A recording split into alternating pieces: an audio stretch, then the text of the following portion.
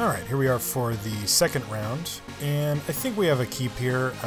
This is not a particularly exciting hand, and the way we play it is going to change based on what our opponent does. Apparently we weren't the only one who had the idea to play green in this particular draft, as both of our opponents have been base green. Sedge Scorpion's usually really good against green-white, but we'll have to see how things go. Yeah, I can attack here. And the question that we immediately face is, do we play a Leafcrown Dryad now or not? And I think we do. I think we can go ahead and run one of these out here. I think that puts 3 power and toughness up, a reasonable defensive body, and then we can probably skip a turn next turn and not actually run out the next one. But, gosh, you know, maybe we just do here. Our opponent's going to do nothing. You got to figure they're going to get on the board at some point here, though. But maybe us having 5 power and toughness is too late. The problem is our deck isn't really well built to capitalize on it. So yeah, I'm just going to wait a turn. It doesn't look like we have anything to do next turn anyway. And I want to be able to... it ends up being the same amount of damage. Alright, well we drew something to do, which is a little awkward here. Our opponent did nothing for their turn, and they're basically representing that they have Divine Verdict, which I'm okay with getting that out of their hand here. I'm not super worried about it. So the question is, do I want to use up all of my mana with a Leafcrown Dryad on one of these creatures and attack, or do I want to set it up for next turn where I go Returned Phalanx and then Nessian Asp, and then we can kind of continue from there? Because I could also just attack with both of these and say, sure, if you want to kill one of these, have at you. But if I do that, I'm only using up 2 of my mana with Returned Phalanx, unless I want to add a Leafcrown Dryad to the party as well, which I don't think that I do, but maybe I do. Yeah, alright, let's just attack here. I think this really minimizes the damage he can do to us with a Divine Verdict. And it's still 3 damage. We can just sort of keep chipping away. We could have been more aggressive with our plays and already had another creature out here, but I think this is okay with me.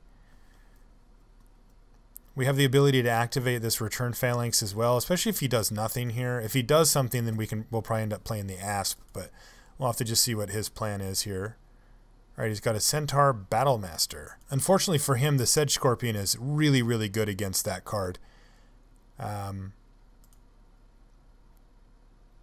Yeah, really, really good. So I think I just want a Leafcrown Dryad here and attack him with both of these.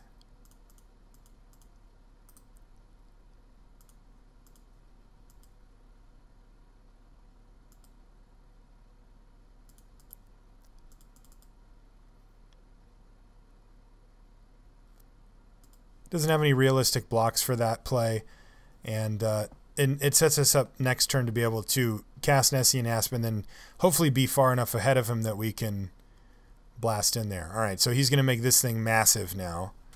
But we've got some pretty expendable creatures here, to be honest. And this Nessian Asp is going to get huge. We're going to cast it next turn, and the turn after that we can monstrosity it.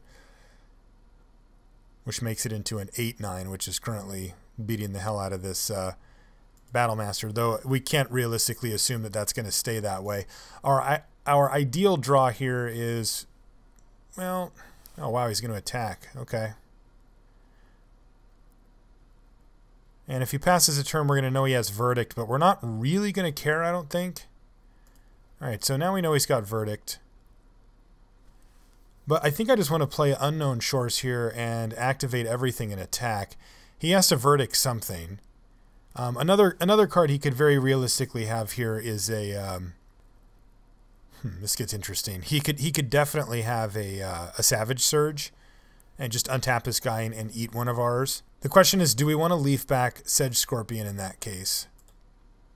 I mean, we have lethal here, right? So, we can certainly represent that, but he clearly has something. He's gonna mess with our board state. The key that we have to realize is we don't want to die. It can add up so quickly. I mean, just the Savage Surge puts this thing up to 9 power back on his turn, and he doesn't need too many, one more pump spell, anything like a Battlewise Valor would just kill us, for example. So we've got to be careful here. But Because if we do this play and he blocks, let's say he blocks here, he takes 4 damage. And then, yeah, he can have like some pump spell combat trick that can actually finish us off. So I think we need to be a little bit more careful with it here.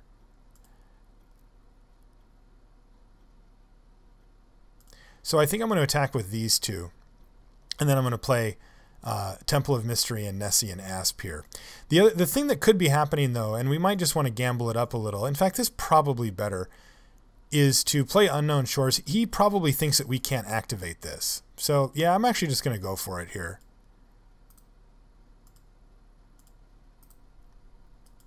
Because he not only has to... Like, there's a lot of things that have to go wrong for us to just outright lose here. If we lose one of these creatures, that's fine. If he has nothing, we kill him. If he has Savage Surge, we don't die unless he has like another trick on top of it. All right, so there's Savage Surge, so we know that's happening. If he decides to block here, then we get a chump blocker or a potential blocker anyway. If he blocks this, that's fine. He's going to block that thing. All right. I do wish we had a follow-up play here, and we don't. But he can't attack us unless he's killing us. And it's going to take... Oh, he's going to need something here. There's a lot of things he can have that do the trick. Don't get me wrong. Feral Invocation is, in fact, one of them. Yeah, so, all right. We took a risk, and it didn't pan out for us there. But, you know, if he doesn't have... He needs to have either... Remember, it's not enough for him to just have the trick. He has to have something that either untaps his thing or kills one of our guys.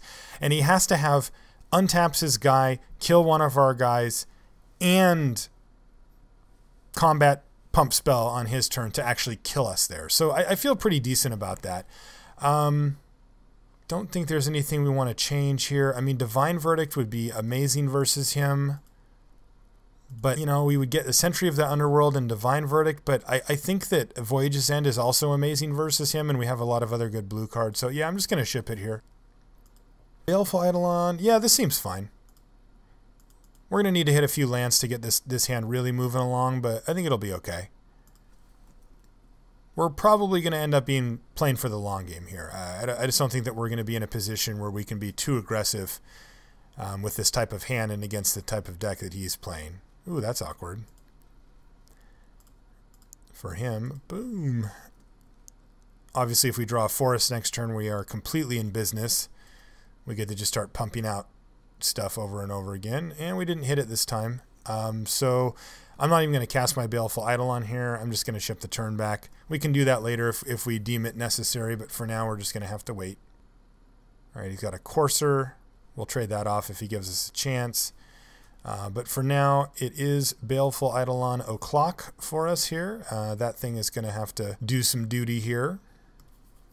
Makes a lot of his pump spells worse. Pretty safe to say that the Staunch-Hearted Warrior, we know where that ended up. Right now, we are, of course, just in survival mode at this point.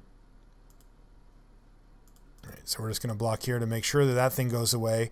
If we draw a land, we can play our Nighthowler. We do not get that lucky, though, and we just have to say go. But thankfully, he didn't play anything on his turn, so we're actually... I mean, we're not dead here by any stretch. All right, so here's the big boy. And land? All right, well, we hit a land, but not an amazing one.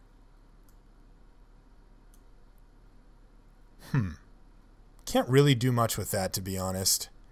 Obviously, our long game plan is kind of beautiful here. We've got, you know, multiple value creatures that we get to play. This thing is kind of a non-factor, but, you know, we can just trade off our guys and get him back with Pharika's Menders. But the problem is, as we saw in the first game, his Centaur Battlemaster gets big enough so that our long game plan might not come into effect in a reasonable time frame.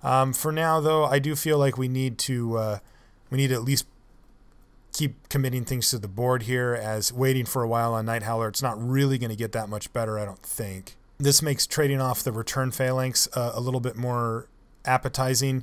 My assumption here is that he's going to attack with Battlemaster, I'm going to block with Phalanx, and then my Phalanx is going to die. All right, now I know it's going to die. Yeah, I think I just need to take a hit here. I mean, it's a big wallop, but I mean, I'm going to need to draw some lands to get my way out of this situation anyway. And if I draw like a forest, I can even just play Courser here. Ugh, that's bad for us. And this is, of course, just like the worst possible. All right, so it looks like Magic the Gathering is not going to cooperate with us in this game. But we're gonna hang in there and see if we can't come up with something. But this is going to be super, super rough with this. That doesn't really matter. We're pretty much in chump block mode anyway at this point. I guess it does matter because we can take one hit from this thing. And I think we will. He's going to attack with all of them. 9, 10, 11, 12. I mean, he could have any number of combat tricks to finish us off here. Alright, yeah, I guess I just have to start chump blocking. We're just pretty much dead here. This is really going to make it impossible for us to come back. Yeah, and that's going to do it. So, sad ending for us here, just not drawing enough cards. We took a risk in the last game, but it's one that I think is okay. Yeah, okay. This guy's going for show-off points at this point, and now the thing was lethal, and now it's, I guess, more lethal is what he's going for. Yeah, all he has to do is turn his guy sideways, and we're done for. Pretty sad. This is actually a perfectly reasonable matchup for us. You know, if you look at the board state here, it's like Sedge Scorpion does a lot of work against this guy. We, of course, need a way to deal with Emissary, but that's how it goes. So, yeah, interesting games for sure. It's always hard to tell, you know, exactly what you should do. In the first game, I think going for it is okay. I think sitting back is okay. I'd have to know more about his deck really to try to figure out, you know, what the actual perfect one is. But I feel okay with just sort of moving in there and making him kill us. Because the thing to remember is if he doesn't have both of those types of tricks in hand, he can't attack us the next turn, and he's actually dead to our board. So I really do feel like it's a pretty reasonable spot. All right.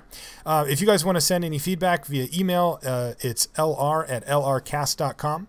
If you'd like to join the clan here on Magic Online, you can just send me a message. My name is Marshall_LR and ask for an invite. There's only 2 rules to get in the clan. The first is that you're not a jerk, and the second is that you love Magic. Very simple, and if you meet that criteria, I will get you in there. If you'd like to follow me on Twitter, you can ask questions or just say hi, Marshall_LR, same name. And for all things limited resources, lrcast.com. Guys, thanks for watching, and I look forward to more videos with you.